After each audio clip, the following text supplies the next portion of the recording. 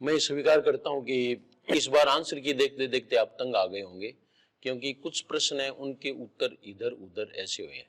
तो मैंने बैठकर सभी प्रश्नों के उत्तर जहां तक संभव है यानी यथासंभव सही करने का प्रयास किया है। दो चार जल्दबाजी में हो जाते हैं, कुछ किताबों में भिन्न भिन्न पाया जाता है। इसके कई कारण होते हैं।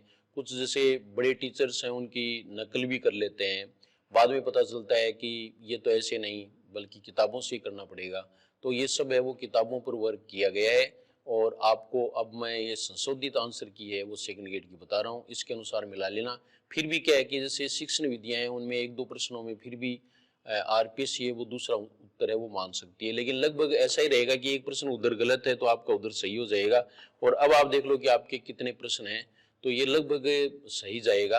तो ये देखिए आप कि इसमें देखो पहला प्रश्न है, हिंदी साहित्य का आदिकाल महाराज भोज के समय से लेकर हमीरदेव के समय के कुछ पीछे तक माना जा सकता है।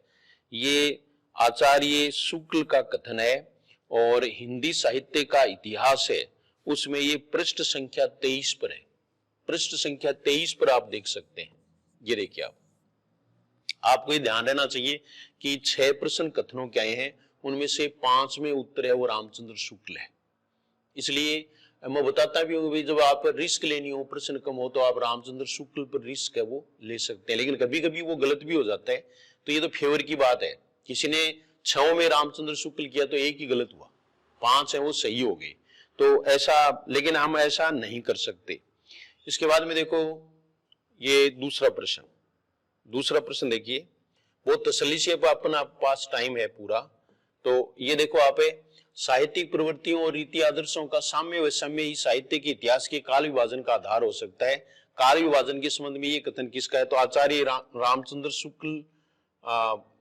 ये देखिए आप, और रीति आदर्शों का साम्य वैषम्य, तो ये आचार्य रामचंद्र शुक्ल का नहीं है, डॉक्टर नगेंद्र का है। डॉक्टर नगेंद्र का जो इतिहास है उसमें आप देख सकते हैं पृष्ठ संख्या 35। ये पृष्ठ संख्या 35 है, पृष्ठ संख्या 35। ये मैं इसलिए भी बता रहा हूं कि मान लीजिए आरपीएससी दूर दूर मान ले तो आप आपत्ति भी लगा सकते हैं।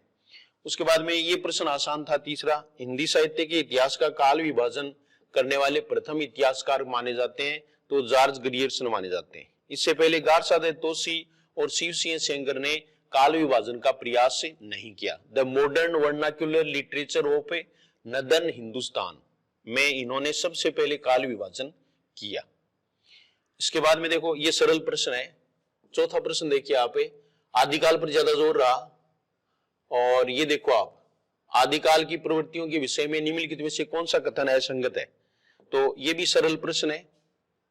सरल इसलिए कह रहा हूं कि सीधा जो आए और जिसका उत्तर, आदिकालीन साहित्य में कथ्य की विविधता के साथ छंद प्रयोग की विविधता नहीं दिखाई देती है, तो देती है, क्योंकि अकेले पृथ्वीराज रासों में ये 68 प्रकार के छंद हैं। फिर ये पांचवा प्रश्न देखो, राजाश्रित कवि, फिर ये बीच में कुछ है इसमें, अपने आश्रयदाता राजाओं के पराक्रमपूर्ण चरित्रों या गाथाओं का वर्णन करते थे, यही प्रबंध परंपरा रासों के नाम से पाई जाती है। आदिकाल के संदर्भ में ये कथन किस विद्वान का है? तो ये हजारी प्रसाद द्विवेदी का नहीं है, बल्कि रामचंद्र शुक्ल का ही है। आपको बता दिया ना कि एक को छोड़ करके एक में नगेंद्र है, बाकी रामचंद्र शुक्ल ही था। दूसरों पर कभी विश्वास नहीं करना चाहिए, इस बार मैंने ये नोट किया है। और ये पृष्ठ संख्या 23 पर ही है। 23 वाला जिसने पृष्ठ पर पढ़ा है वो कुछ प्रश्न है वो ऐसे ही कर सकता है। तो पृष्ठ संख्या 23 पर हिंदी साहित्य का इतिहास। उसके बाद में देखिए आप ये प्रश्न सरल है, सीधा है, जो सीधा आ जाए और तथ्यात्मक हो वो सरल होता है बस। तो ये देखो आप कि बलदेव विशलदेव रासो का काव्य नायक है विग्रह राज चतुर्थ। फिर देखो दोहा चौपाई निबद्ध मसनवी शैली में लिखी गई भक्तिकाल की प्रमुख रचना है पद्मावत, यहां कुछ समझाने की जरूरत है नहीं।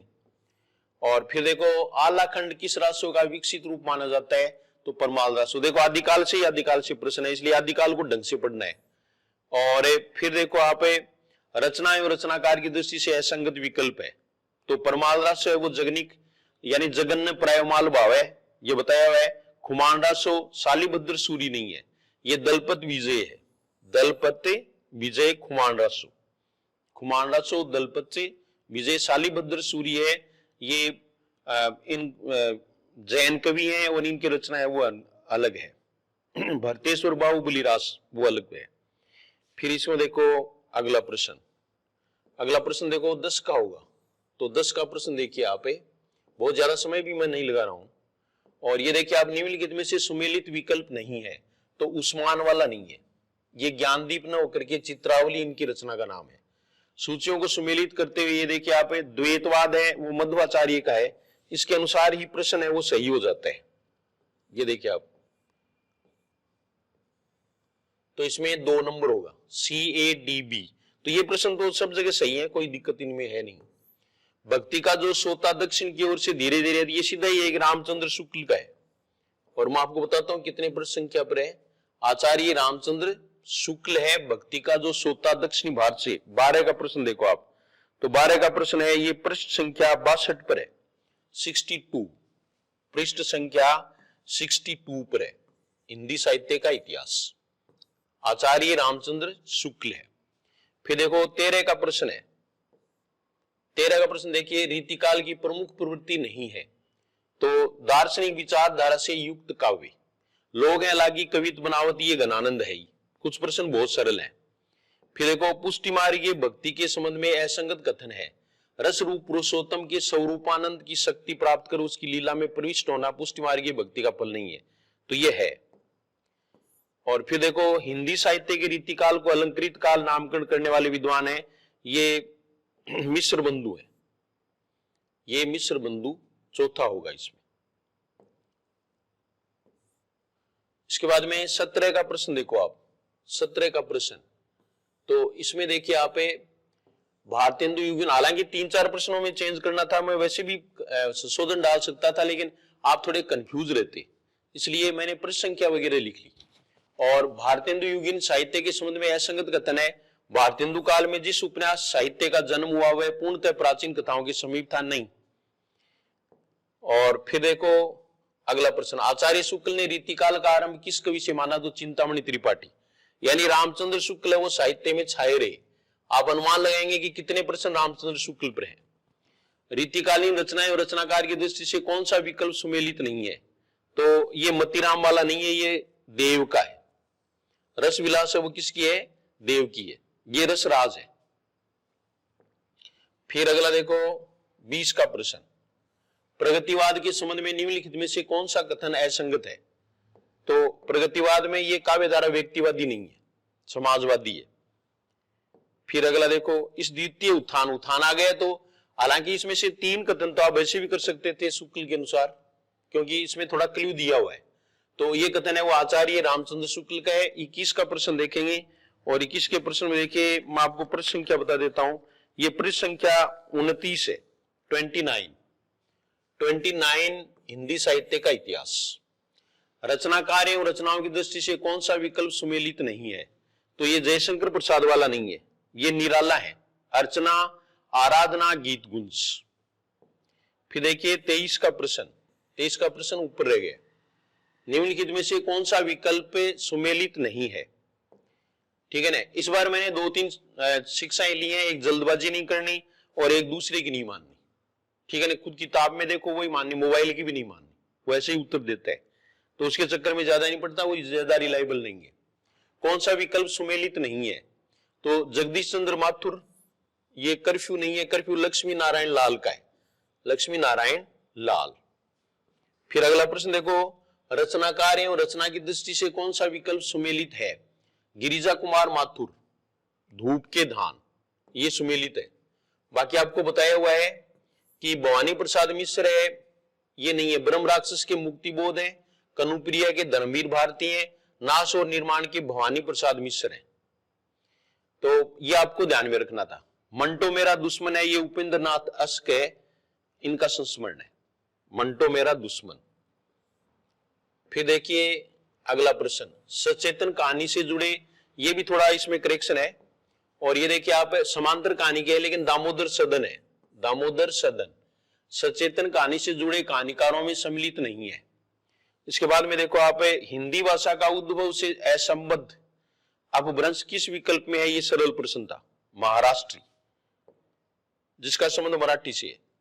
प्रख्यात ललित निबंधकार नहीं है तो रामचंद्र शुक्ल नहीं है, रामचंद्र शुक्ल। मनोवैज्ञानिक उपन्यास नहीं है तो गोदान नहीं है। और फिर देखो 30 का प्रश्न, 30 का प्रश्न देखिए, देवनागरी लिपि का विकास किस प्राचीन लिपि से हुआ? तो ब्राह्मी लिपि से। प्रश्न वही है जो हमने पढ़े थे, बस स्टेटमेंट है वो थोड़ा सा 3-4 का आपको ध्यान रखना था। पूर्वी हिंदी का विकास किस अपभ्रंश से हुआ? तो अर्धमागधी से। ये देखो आपको ऐसे बताया हुआ है कि इसके ऊपर रहे और ध्याय के ऊपर रहे, तो ये इसका उत्तर होगा। ये प्रश्न फिर पूछ लिया, पहले भी पूछा था ये। फिर देखो 32, निम्नलिखित में से किसे देवनागरी लिपि का दोष माना जाता है? तो संयुक्त अक्षरों को लिखने की कई पद्धतियां हैं, ये इसका दोष है, बाकी के गुण ही है सारे। पश्चिमी राजस्थानी को एक अन्य नाम से भी जाना जाता है, तो मारवाड़ी से जाना जाता है, पश्चिमी राजस्थानी मारवाड़ी। ये देखो आप, ठीक है। इसके बाद में 34 का प्रश्न देखिए, अब मिला लो आप उत्तर आराम से, कोई दिक्कत नहीं है। दोनों बूढ़े धार में चढ़ी पात्र की नाव कबीर की प्रसूत के अंश में दोनों शब्द से आशय है, तो गुरु शिष्य। रचनाओं में से प्रश्न भी इस बार खूब पूछे गए हैं और अच्छे पूछे गए हैं। पेपर अच्छा है मेरी नजर में, बहुत अच्छा पेपर बनाया, पढ़ने वालों को फायदा होगा, इसमें कोई शक नहीं है, ठीक है। तो ये कबीर ग्रंथावली में पृष्ठ संख्या इसमें आप देख सकते हैं 85 और 16 की साखी है। ये देखिए आप 85 कबीर ग्रंथावली में पृष्ठ संख्या 85 पर है और ये साखी नंबर 16 है। साखी नंबर 16 गुरुदेव को अंग, गुरुदेव के अंग में, और साखी नंबर 16 है। फिर ये देखिए आप बालकांड से भी 4 प्रश्न पूछे गए हैं, जिनमें पहला देखो जलचर थलचर नवचर नाना ये जड़ चेतन जीव जहाना। वैसे तो आराम से कर सकते थे, जहान का मतलब जगत होता है, इसमें भी जगत माना गया है। ये बालकांड में जो पोदार, जिनको भाईजी भी कहते हैं, तो हनुमान प्रसाद पोदार, उनकी और श्री रामचरितमानस की जो प्रति है उसमें पृष्ठ संख्या 6 पर है, पृष्ठ संख्या 6, ये पृष्ठ संख्या 6 पर है, आप देख सकते हैं। ये मैं प्रूफ इसलिए दे रहा हूं कि अब आपको विश्वास हो जाना चाहिए कि ये उत्तर ही आरपीसी मानेगी। और फिर ये देखिए आप लेखनी, लेखनी करूं करंक की लिखी लिखी राम पठाऊं, तो इसमें करंक शब्द है, ये कोई थोड़ी बहुत अगर मान लीजिए अपने राजस्थानी कल्चर जानता है तो वो कर सकता है। एक होता है करक मैदा, आधी टूट जाती थी ना पहले, हाँ, तो उसको खिलाते थे, तो उससे भी आप है ना करंक शब्द का प्रयोग है वो कर सकते थे। तो इसका अर्थ अस्थि होता है, अस्थि इसमें दिया नहीं तो हड्डी, अस्थि है वो तत्सम है और हड्डी है वो तद्भव है। ये आपको ध्यान रखना है कि कबीर ग्रंथावली है उसके वीरय के अंग में साखी नंबर 12 है, वीरय का अंग साखी नंबर 12, पृष्ठ संख्या 101 कबीर ग्रंथावली, ये पृष्ठ संख्या 101 पर है। ये देखिए आप पूरी किताबें पढ़नी पड़ेंगी भाई। अब जो है ना वो सिलेक्टेड हम पढ़ते हैं उससे काम नहीं चलेगा, बीच में से प्रश्न आने लग गए और बहुत लंबा चौड़ा काम है, लेकिन सिलेक्शन के लिए बहुत अच्छा काम है, तो जो पढ़ेगा उसको ज्यादा फायदा होगा, ठीक है। तो हास्य ने बोले उन्मनी, ये पहले भी पूछा है। चंचल मेल्या मारी, कबीर की इस पंक्ति में प्रयुक्त उन्मनी शब्द का प्रयोग है, तो योग की एक विशिष्ट दशा के लिए, ये भी कबीर ग्रंथावली में है। और ये कबीर ग्रंथावली में पृष्ठ संख्या 83 है, जिसमें साखी नंबर 9, साखी नंबर 9 है, पृष्ठ संख्या 83 है। फिर देखिए आप बालकांड से लगातार फिर 3 प्रश्न है, ये देखो आप। तो ये देखिए प्रश्न, सुजन समाज सकुल गुण खानी करो प्रणाम से प्रेम सुबानी। इन पंक्तियों में तुलसीदास किन्हें प्रणाम कर रहे हैं? तो संत समाज को। ये प्रणाम किसको कर रहे हैं? संत समाज को कर रहे हैं, ठीक है। ये वैसे सरल था, तो संत समाज को कर रहे हैं। ये पृष्ठ संख्या 4 पर है, वही हनुमान प्रसाद की द्वारा जो टीका लिखी गई है उसमें है, पृष्ठ संख्या 4 रामचरितमानस। फिर ये देखिए आप बोले कृपा चंद वृष केतु, वृष केतु तो अगर आपको अर्थ आता है तो भी हो सकता है, क्योंकि वृष केतु किसका पर्यायवाची शब्द है कि बैल जो है उसके ध्वज पर है, तो आपको पता ही है बैल किसका वाहन है, तो शिव का है, तो इसमें कोई संशय नहीं है। और ये मैं आपको प्रूफ भी बता देता हूं, ये भगवान शिव है, भगवान शिव। तो ये उत्तर होगा। और ये मैं आपको बताऊं कि इसी प्रति में ये पृष्ठ संख्या भगवान शिव है, ये भगवान शिव वाला पृष्ठ संख्या 116 पर है, पृष्ठ संख्या 116। हनुमान प्रसाद पोदार भाई जी की जो प्रति है उसमें मिलेगा, यानी ओरिजिनल बुक लेनी पड़ेगी। कुछ गाइड, जैसे अब देखो आप गाइड पढ़ते हो, कुछ ऐसे जो है गाइड में वो है ही नहीं, लाइन ही नहीं है। मैंने मोटी मोटी गाइड है वो देखी है, ठीक है ना। अभी मैं आपको बताऊंगा कि मोटी गाइडों पर तो अपना जो चौपनिया था, जो एक दिन पहले, अगर आपको इसका प्रूफ चाहिए तो एक दिन पहले मैंने बताया था कि चौपनिया नाम से एक वीडियो डाला हुआ है घनश्याम सर का, चौपनिया। उस चौपनिया में से शुद्धिकरण के आपके प्रश्न आए। हालांकि एक महानुभाव ने ये बता भी दिया, वो बिल्कुल धन्यवाद के पात्र हैं, इसमें कोई शक नहीं है, और मैंने लिखवाए भी हैं क्लास में ऑफलाइन में। तो वो वाक्य इसमें दिए हुए हैं। अपन शुद्धिकरण में बात करेंगे, शुद्धिकरण में संशोधन है, इसलिए बता रहा हूं आपको। तो बड़ी गाइडों पर चौपनिया भारी पड़ा, इसमें कोई शक नहीं है। तो ये देखिए, आप फिर भी आप बड़ी गाइड फिर भी खरीदेंगे, आप खरीदेंगे, मुझे पता है, क्योंकि आप खरीदेंगे, क्योंकि आप बड़े टीचर बड़े गाइड उनके चक्कर में रहते हैं, और फिर जो परीक्षा होती है ना, तब आप कुछ भी कहें चाहिए, लेकिन वो तो मौका चला जाता है, उसके बाद क्या है, उसके बाद क्या करेंगे, ठीक है ना। तो ये चीज है वो आपको ध्यान में रखनी है। ये देखो, नाथ कृपा अब गए विषादा, सुखी सुखी भयऊ प्रभु चरण प्रसादा। तो ये माता पार्वती का है, ये माता पार्वती का कथन है, ठीक है। क्योंकि उनका संशय है वो शिव है, वो दूर कर देते हैं, उसके बाद वो कहती है। तो ये इसमें आपको ध्यान रखना है। ये भी पृष्ठ संख्या 116 पर है, हनुमान प्रसाद पोदार की भाई जी की प्रति है, उसमें पृष्ठ संख्या 116 पर आप देख सकते हैं। तो इसके बाद में देखिए आप अगला प्रश्न, पुष्टि मार्गीय भक्ति में पुष्टि से क्या से, तो भगवत अनुग्रह या भगवत कृपा मान लो आप, उसमें अनुग्रह की बात है। हरि मोरे जीवन प्राण आधार, इसमें ये विनय सही है मीरा वाले में। और फिर देखो, तू काकीय करत प्रशंसा, कौन घोष है, घोष है वो हीरों की बस्ती को कहते हैं, ये भी सामान्य था प्रश्न। और उपंगसुत है, ये भी सामान्य था, ये उद्धव के लिए प्रयुक्त हुआ है, ठीक है। 44। फिर मैं आपको कटऑफ के बारे में बता दूं, कटऑफ थोड़ी सी नीचे जा सकती है, जो मैंने बताई थी उससे थोड़ी नीचे जा सकती है। पिए विचरण को दूसरे दुख हर्ष जात, प्योसार, प्योसार मैंने मेरे ऐसे का सब बताया है, पिता का घर, यानी प्योसार है वो पितृशाला, पितृशाला को प्योसार कहते हैं, पितृशाला है वो तत्सम शब्द है। जुवती जोन, जोन मानी जुन्हाई, ये देखो आप, जुनाई है वो चांदनी का पर्यायवाची शब्द है, तो इसलिए ये चांदनी होगा। और फिर अगला देखो, तजो मनो तारन बिरुदु, ये भी सीधा प्रश्न है, बारनु हाथी को कहते हैं, बारनु हाथी, जिन्होंने अनावश्यक छेड़छाड़ नहीं की वो भी ठीक स्थिति में है। 120 प्रश्न अगर काट पीट करके आपके बचते हैं 115 और 120 के बीच में, तो आप कॉम्पिटिशन में बने रहेंगे। ये मैं जनरल की बात कर रहा हूं। मीरा के काव्य में भाषा है, ये इसमें कोर भी मानेंगे, हालांकि खड़ी बोली के कुछ शब्द पाए जाते हैं, लेकिन जिस किताब से ये लिया गया है उसमें यही है। आलिरे में नया बाण, बाण मानी आदत, यहां जो है वो अब बाण शब्द है ना, वो किसका है, वो कोरवी का ही है, खड़ी बोली का ही है, खड़ी बोली को ही कोरवी कहते हैं। फिर ये देखिए आप, पग पाछा छाती धड़के कालो पीलो दी है, तो ये दीर्घाकार साहसी सिंह का है, वर्णन किया गया है, ये वीर सत सही से था। हाथ हाथड़ आहने नार जिंडो नाम, किससे सिंह कहा है, तो ये देखिए आप, जो हाथी को हथेली की थाप से ही मार डाले उसको कहा है। वैन सगाई है वो एक प्रकार का अलंकार है ही, तो ये देखिए आप, अनुप्रास के समान एक अलंकार, यही होगा। फिर अगला प्रश्न देखो आप, ये देखिए आप, रामधारी सिंह दिनकर की कृति कुरुक्षेत्र में पविकाय पांडव, तो पविकाय बताया हुआ आपको भीम को, और तत्व वह करगत हुआ ये भीष्म पितामह का नहीं है, बल्कि ये जो कथन है वो युधिष्ठिर का है, इसमें युधिष्ठिर होगा। ओ युधिष्ठिर सिंधु के हम है पार, देखो सीक्वेंस है प्रश्न में, ऐसे भी आप अनुमान लगा सकते हैं। तो ये सुयोधन का है, दुर्योधन मान लो, ये सुयोधन के द्वारा।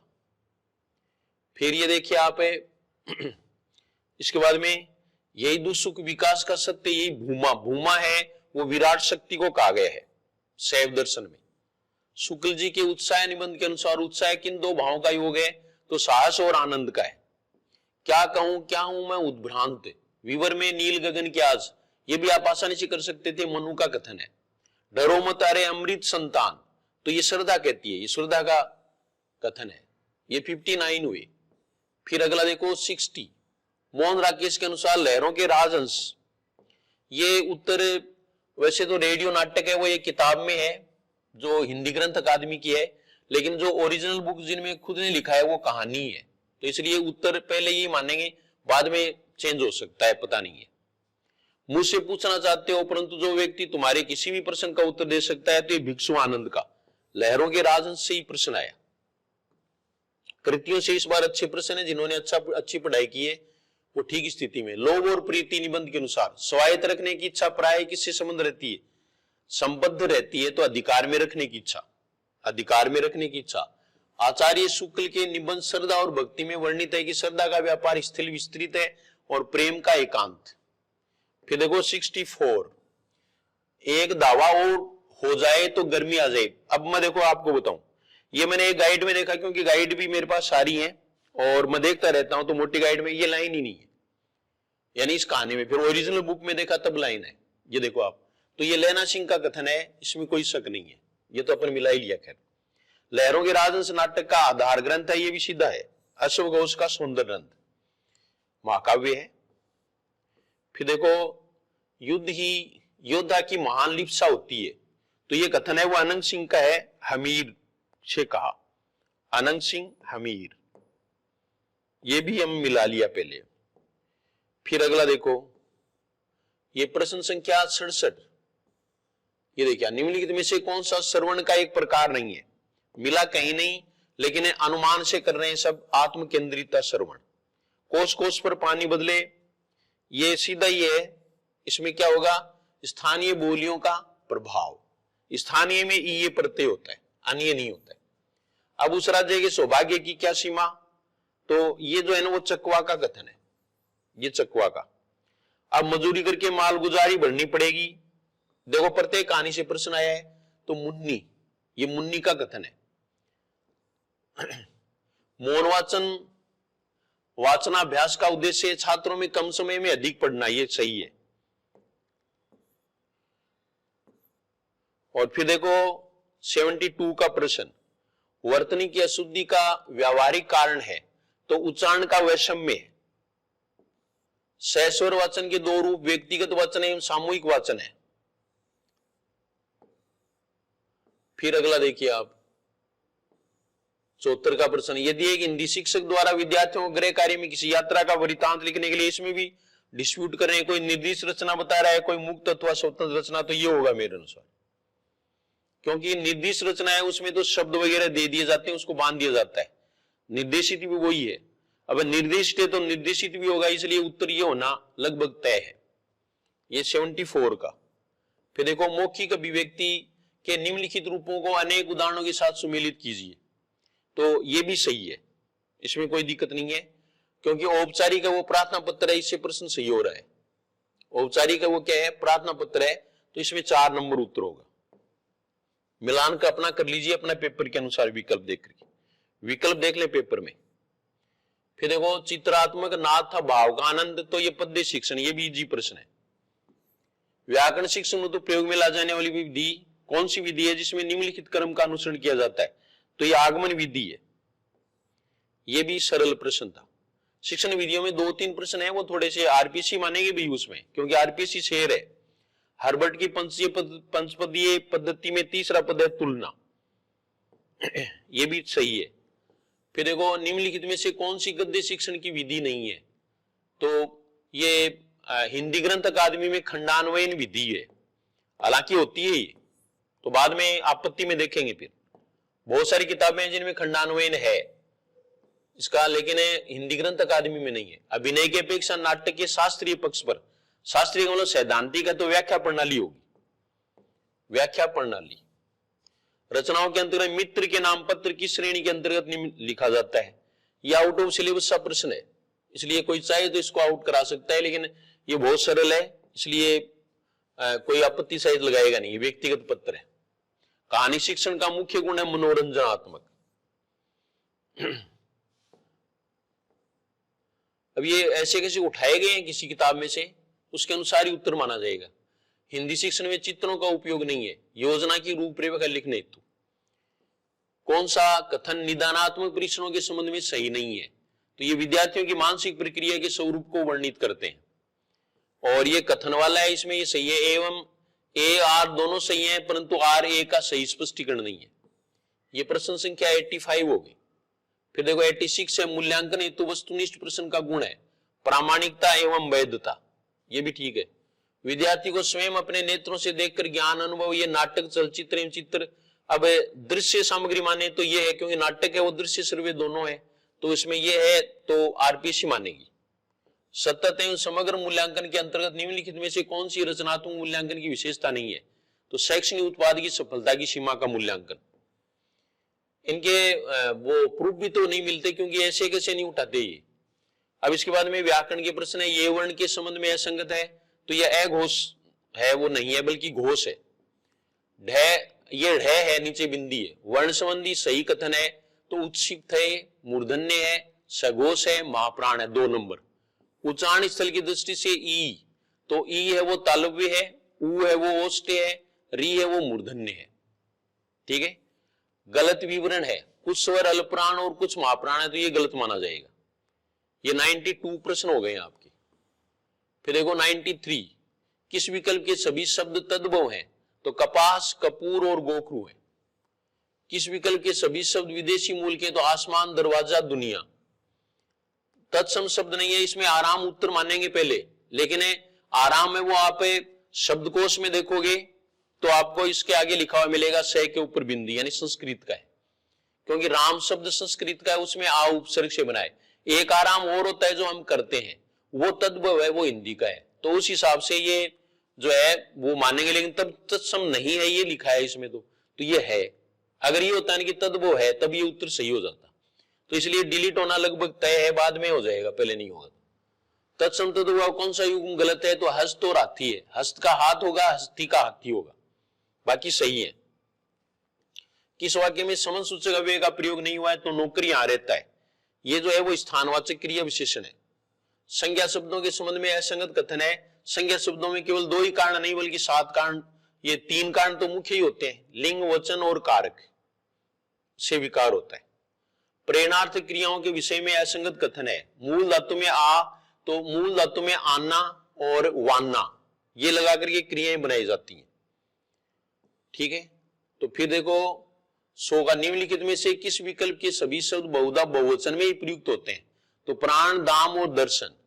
किस वाक्य में संप्रदान कारक है, ईश्वर ने सुनने के लिए 2 कान दिए, को का मतलब के लिए है। किस वाक्य में रीतिवाचक क्रिया विशेषण का प्रयोग हुआ है, तो लोग गुरु जी का प्रवचन ध्यान पूर्वक, यानी ध्यान के बाद में पूर्वक आएगा, तो निश्चित रूप से आपको ये देखना है कि वो अव्ययी भाव समास का उदाहरण होता है और रीतिवाचक क्रिया विशेषण होता है। सभी करवाए हुए हैं, ऑफलाइन स्टूडेंट्स वो कमेंट्स कर सकते हैं। निम्नलिखित में से किस विकल्प के सभी शब्द स्त्रीलिंग है, तो सरकार, दौड़ और अरहर। किस शब्द का संधि विच्छेद सही नहीं है, तो ये देखो ये सही है। अब विश्लेषण करें तो आपको बहुत टाइम लगेगा। ऊ की मात्रा है, तीसरा स है तो दूसरे में बदल जाता है, व्यंजन संधि है। स में ये गड़ों में उतारो, ये आपको बताया हुआ है आगे ना। और ऊर्मी है वो ऐसे नहीं लिखा जाता बल्कि ऊर्मी ऐसे लिखते हैं। ठीक है, तय के बाद में श आने पर तय का च और श का छ बन जाता है, तो ये ऐसे होगा। द्विगु समास का उदाहरण नहीं है, तो 31 नहीं है, 31 इसमें द्वंद्व समास है, बाकी के हैं। और वह आए तो मैं जाऊं, हेतु हेतु मत भविष्यत काल है। वाच्य के विषय में कौन सा कथन सही नहीं है, भाववाच्य सकर्मक अकर्मक दोनों क्रियाओं में होता है, तो ये प्राय अकर्मक में ही होता है। सकर्मक क्रिया का प्रयोग जरूर किया जा सकता है, लेकिन यहां उत्तर ये मानेंगे। डिलीट कर दें तो आरपीसी की मर्जी है। किस विकल्प में सभी शब्द रात्रि के पर्यायवाची हैं, रजनी, निशीत और विभावरी। किस विकल्प में परस्पर विलोम शब्द है, तो क्षुद्र और विराट है। विग्रह का अर्थ नहीं है, विकार नहीं है। किस शब्द में सर्वाधिक उपसर्ग है, दुर्व्यवहार में, दुर्वी और अव। ये प्रत्यय के योग से निर्मित शब्द है, तो पाणिनीय। ये हमेशा ये पूछते हैं, ये और अन्य में अंतर पूछते हैं, बाकी में अन्य प्रत्यय है। फिर देखो 113 का प्रश्न, वाक्य रचना में पदक्रम की दृष्टि से असंगत कथन है, द्विक्रमिक क्रियाओं में मुख्य क्रम पहले और गौण क्रम पीछे आता है, ये सही है, मतलब ये गलत, इसमें उत्तर ये होगा। किस विकल्प में समश्रुत भिन्नार्थक शब्दों का अर्थ संगत नहीं है, तो इसमें अनुदित अनुदित ये उल्टे दिए हुए। अपने कुल का सबसे श्रेष्ठ कुल केतु होता है, कुलांगार है वो नष्ट करने वाला होता है। 116 का प्रश्न देखो, निम्नलिखित वाक्यों और वाक्य भेदों को सुमेलित कीजिए, तो ये प्रश्न भी सरल है वैसे। इसमें देखो पिताजी के साथ संभवतः वे भी आए, तो ये संदेहवाचक है, इसमें चौथा व दूसरा उत्तर होगा। ये देखिए आप, चौथा दूसरा पहला तीसरा, और मिलान कर लीजिए आप, क्योंकि कईयों में विकल्प भी इधर उधर दिए हुए हैं, तो मतलब तसल्ली से मिला लें। सरल वाक्य नहीं है, वहां जो कुछ देखने योग्य था मैंने सब देख लिया, ये सरल वाक्य नहीं है, बाकी के सरल हैं, ये मिश्र वाक्य। संकेतवाचक वाक्य की पहचान कीजिए, यदि तुम, ये देखो आप, यदि आ गया तो संकेतवाचक है। अभी जो एसआई वाले स्टूडेंट्स पढ़ रहे हैं, थर्ड ग्रेड वाले, सेकंड ग्रेड वाले पढ़ रहे हैं, तो सब जानते हैं कि उनको जो टॉपिक करवाए उनमें से है पुनरपि सही है, शुद्ध शब्द है, लब्ध प्रतिष्ठ सही है, शुद्ध वाक्य नहीं है, नौकर के हाथ भेज देना, यहां गड़बड़ हुई। ये देखो मेरा ही चौपनिया, मैंने ही पहले आपको करवाया, मुझे तो एक लड़की ने फोन किया तब पता चला कि सर इसमें ऐसे ये उत्तर कैसे होगा। तो इसमें देखो मैं आपको क्लू भी दे देता हूं, और ये देखिए आप 121 है, प्रश्न संख्या 121 में देखिए आप, हालांकि किसी ने पहले बता दिया, उनका मैं बिल्कुल शुक्रिया अदा करूंगा, इसमें कोई शक नहीं है। और ये देखिए आप, ये पद कई भावों को प्रकट करता है। अब मेरी बात मान लो सही है, नौकर के हाथ भेज देना सही है, आज तुम फिर इतनी देर में आए ये भी सही है, ये पद कई भाव प्रकट करता है, शुद्ध ये माना गया है। हालांकि शुद्ध क्या होता है क्या नहीं होता है ये तो एक अलग बात है, लेकिन जिस किताब में से प्रश्न उठाया गया है उसमें यही मानेंगे। ये देखो आप, और इसमें आपको बता दूं कि हरदेव बारी में पृष्ठ संख्या 174 पर है, पृष्ठ संख्या 174 पर देख लेना आप, वहां आपको मिलेगा कई भाव। फिर देखो निम्नलिखित में से किस विकल्प के सभी शब्द शुद्ध हैं, तभी तो मैं बता रहा हूं कि मोटी गाइडों पर एक चौपनिया भारी पड़ा, जो छोटा सा है, मैं आज लाया नहीं, आपको दिखाऊंगा, पहले का दिखाया हुआ आप वीडियो देख सकते हैं। तो किस विकल्प के सभी शब्द शुद्ध हैं, आगामी, बारात, बरात और स्वादिष्ट, बारात नहीं होता बरात होता है, ये भी चौपनिया में से ही है। किस विकल्प के सभी शब्द शुद्ध हैं, क्योंकि, गृहिणी, आह्वान, ये पहले भी आप पढ़ चुके, क्योंकि में बिंदु आएगा, गृहिणी होता है, आह्वान होता है, ठीक है। दिवाली, घोटाला, केंद्रीय, तो अंधाधुंध, इनमें से सारे गलत नहीं है। जैसे व्यवसायिक का वो गलत है, व्यावसायिक, लेकिन मार्मिक और पर्वतीय सही है, ये व्यावसायिक होता है, एक प्रत्यय। फिर अगला प्रश्न देखो, अशुद्ध वाक्य नहीं है, वह मुझ पर क्रुद्ध है, अशुद्ध वाक्य नहीं है, इसका मतलब शुद्ध वाक्य पूछा, इसमें इसको गलत पढ़ लिया था, ठीक है ना, बाकी के सब हैं वो अशुद्ध हैं, तो यही शुद्ध है। और इसमें भी मैं आपको बता दूं, प्रश्न संख्या 124 है, 124 में देखो ये उस उपनिया में प्रश्न संख्या 178 है, प्रश्न संख्या 178 पर मिलेगा, ठीक है। आत्मा में बल होना चाहिए, बजट पर बहस होगी, गुरु के चरणों पर अपना सिर रख दिया, और करवाए हुए हैं, मुझे तो किसी लड़की ने फोन किया कि लिखवाए हुए हैं आपके, और फिर ये उत्तर कैसे हो रहे हैं, तो ये वैसे तो गलत है, या जो भी है, कि मैं इसके बारे में कुछ कहना चाहूंगा कि वो कई बार क्या होता है कि जैसे आदमी समझ लेता है कि ये मेरे से ज्यादा जानते हैं, ठीक है, उसकी बात हम मान लेते हैं, तो उसमें हुआ, या कुछ किताबों में ऐसे लिखा हुआ है, या कुछ गाइड है वो मिस गाइड कर देती हैं। तो मैं अब आपको एक सलाह देता हूं कि ओरिजिनल बुक्स पढ़ें, जिनको आरपीएससी वो कंसल्ट कर रही है, वो किताबें लाएं और उनमें से अभ्यास करें। गाइड वगैरह है, इसका मतलब ये नहीं है कि भाई मेरी गाइड नहीं चलती तो मैं कोई बुराई कर रहा हूं, उनमें भी मैटर बहुत है, लेकिन अनावश्यक बहुत है, इसलिए हमारे लिए वो ज्यादा फायदे वाली बात है वो है नहीं। आप पढ़ो, चाहे मैं मना नहीं कर रहा हूं, क्योंकि मैं किसी का को भाजन नहीं बनना चाहता बिना मतलब में, लेकिन मैं आपको ये बताता हूं कि आप ओरिजिनल बुक्स है, प्रामाणिक पुस्तकें हैं, वही पढ़ें, उनमें से देखें और फायदे में रहोगे, ठीक है। अल्पविराम चिन्ह के प्रयोग के संदर्भ में असंगत कथन है, जब कई शब्द भेद जोड़े से आते हैं तो प्रत्येक जोड़े के मध्य नहीं पश्चात अल्पविराम चिन्ह का प्रयोग होता है। फिर अगला देखो, निम्नलिखित में से शुद्ध वाक्य है अपने अपने घरों से ले आओ। ये तो शुद्ध नहीं है, क्योंकि अपने अपने घर से ले आओ। अनेक कलाएं जानते हैं। श्रोताओं में कई श्रेणियों के लोग थे। पूछा क्या है? शुद्ध वाक्य है। तो इसमें देखो, वृक्षों पर कोयल कूक रही है, ये भी सही नहीं है। वृक्ष पर मेरा ही लिखाया हुआ और मुझे ही कंफ्यूज किया। श्रोताओं में कई श्रेणियों के लोग थे, ये सही है। श्रोताओं में कई श्रेणियों के लोग थे। ये देखो प्रश्न संख्या 126, तो 126 है। इसमें पूछा है शुद्ध वाक्य है, तो श्रोताओं में कई श्रेणियों के लोग थे, ये शुद्ध है। और बाकी क्या शुद्ध है? ये प्रश्न संख्या 167, प्रश्न संख्या है वो 167। चौपनिया मेरे पास पड़ा है, किसी को देखना हो तो देख लेना। और जब आरपीएससी का आंसर किया है, इसमें थोड़ा इधर उधर हो तो आप प्रूफ दे सकते हैं, वो मान्य होगा। कौन सा वाक्य शुद्ध है? आपके सब काम हमसे अच्छे हैं तो हमारे काम से अच्छे हैं। कोट के दाम, कानी के दाम, दाम है वो बहुवचन होता है। वे अपने आप को, वे अपने को, समझदार, वे ये भी वैसे ही पंडित हैं जैसे आप, तो इसमें चौथा होगा। इसमें कौन सा है? चौथा। और अब ये प्रश्न संख्या देखो 128, किसी के वाक्यों को उद्धृत करने के पूर्व प्रश्न को ढंग से पढ़ना है। निम्नलिखित में से किस विराम चिन्ह का प्रयोग किया जाता है? तो ये अवतरण चिन्ह कब होता? जब उद्धृत वाक्यों के दोनों ओर है तब अवतरण चिन्ह होता, उद्धरण चिन्ह होता। तो ये जो है वो निर्देशक चिन्ह होगा, ये निर्देशक चिन्ह होगा, ये आपको ध्यान में रखना है, निर्देशक चिन्ह। तो ये देखिए, ये प्रश्न भी ज्यादातर का गलत हुआ, क्योंकि हमने उत्तर क्या कर दिया? अवतरण चिन्ह कर दिया, इसको ढंग से पढ़ा नहीं। उद्धृत करने के पूर्व है वो दो ही आते हैं, या तो अल्प विराम आता है या फिर क्या आता है? निर्देशक आता है। तो इसमें निर्देशक है तो निर्देशक चिन्ह होगा, ये आपको ध्यान में रखना है।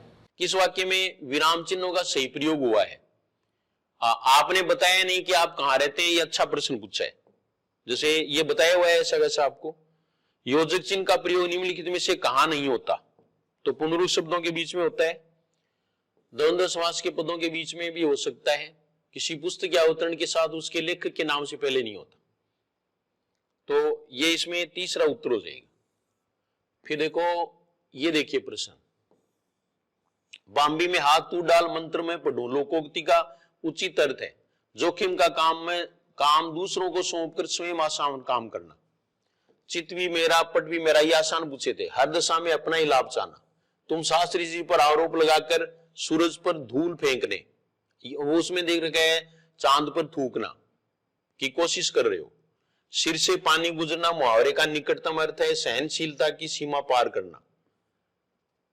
फिर देखो, ये पैराग्राफ है तो इसमें कोई दिक्कत है नहीं।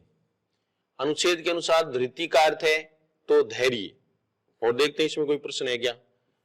तो नहीं है। तो धृति का धैर्य होता है, ये वैसे सामान्य प्रश्न है।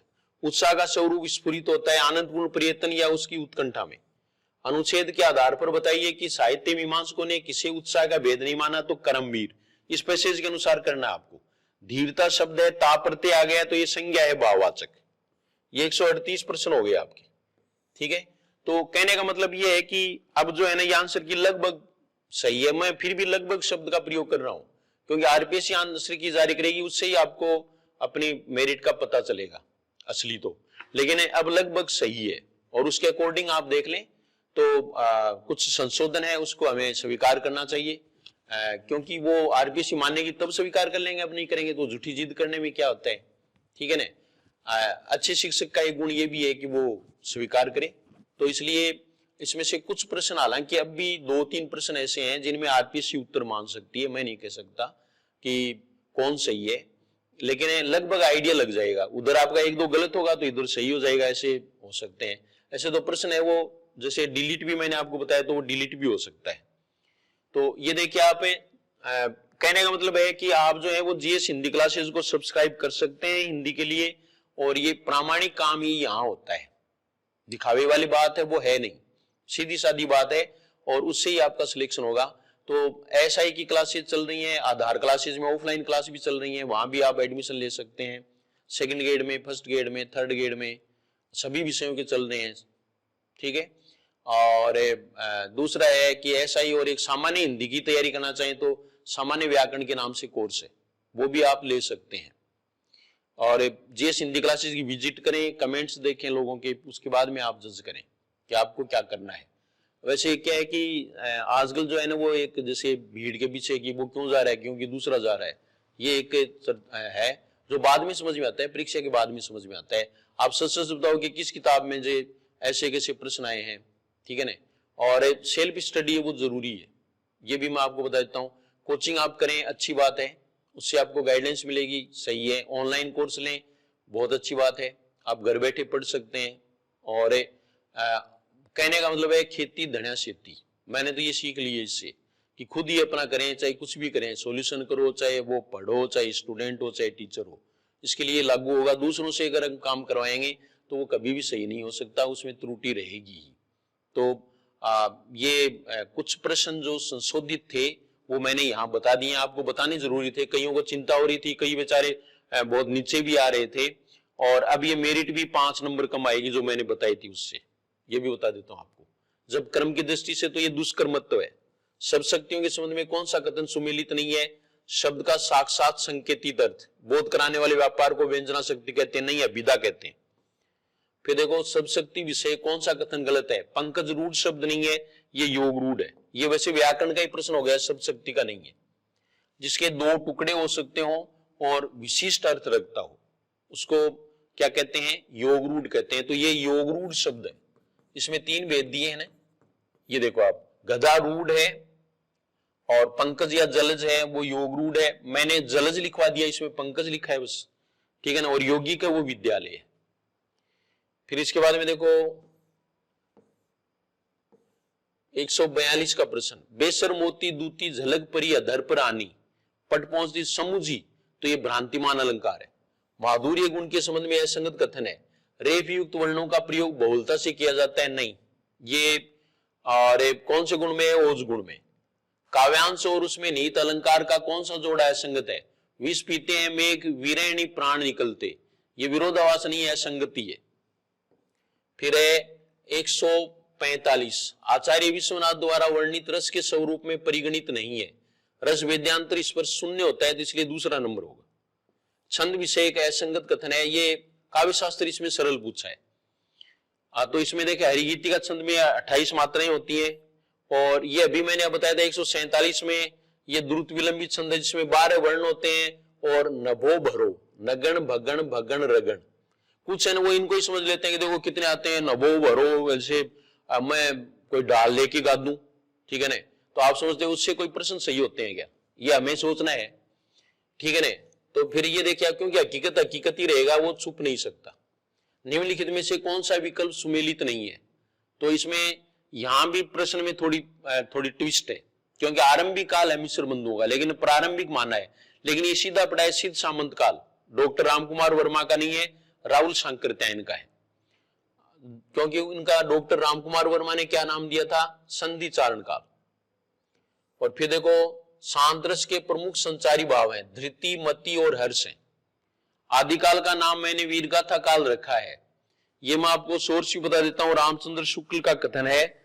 और ये पृष्ठ संख्या 6 पर है, पृष्ठ संख्या 6, हिंदी साहित्य का इतिहास, पृष्ठ संख्या 6। तो ये 150 प्रश्न है वो हो गए हैं, और अब आप अपने आंसर किए वो तसल्ली से मिला लो। मैं भी हड़बड़ाहट में था, आप भी थे, अब आसानी से जो है वो मिला सकते हैं। ये लगभग आपका मतलब सही जाएगा। और जो कट ऑफ के बारे में मैंने बताया था, तो मुझे लग रहा है कि प्रश्नों में के उत्तर चेंज होने से और आरपीएससी में और भी चेंज होगा, 2-4 प्रश्नों में इनमें भी ट्विस्ट आएगा, तो इसलिए बहुत ज्यादा मेरिट जाएगी। मेरा ऐसा मानना है कि ऐसा नहीं होगा, बल्कि मेरिट कम ही रहेगी। जो हमने 136, 140 मानी है वो फिर 125, 130 भी रह सकती है, यानी कम रहेगी मेरिट, ये पक्की बात है, इसमें कोई शक नहीं है। अब कोई भविष्य वक्ता तो मैं हूं नहीं, और कोई भी आगे की नहीं बता सकता, लेकिन मैं आपको ये विश्वास दिलाना चाहता हूं कि जो 125 नहीं बल्कि 325 330 के बीच में मेरिट रह सकती है। और जिसके 120 हैं वो हिंदी में 115, 120 के बीच में प्रश्न सही हो रहे हैं, वो ठीक स्थिति में। तो ये आपको ध्यान में रखना है। तो कट ऑफ में आप ऐसा कर सकते हैं, ठीक है। कट ऑफ है, उसमें कट ऑफ है वो कम रहेगी। अब जो है वो 325 330 है, वो जनरल की रह सकती है। तो ये आपने देख लिया होगा, और आप अपने नंबर जरूर कमेंट करें कि आपके कितने अंक बन रहे हैं। कैटेगरी का भी नाम लिखें, क्योंकि कैटेगरी का इसमें बहुत बड़ा रोल है। तो कैटेगरी वाइज है वो, उससे पता चल जाएगा लगभग कि आपका सिलेक्शन, आप सिलेक्शन की दौड़ में हैं या फिर नहीं हैं। और पिछली जो मेरिट आई है फर्स्ट ग्रेड की, उससे तो ऐसा लगता है कि पता ही नहीं कौन दौड़ में है कौन नहीं है, क्योंकि फर्स्ट पेपर है उसने उलटफेर किया था, यहाँ भी वो कर रहा है। तो ये आपने बहुत तसल्ली और धैर्य से देख लिया होगा, पेपर अपना मिला लिया होगा। इसके लिए आपको बहुत बहुत धन्यवाद, साधुवाद, थैंक यू वेरी मच।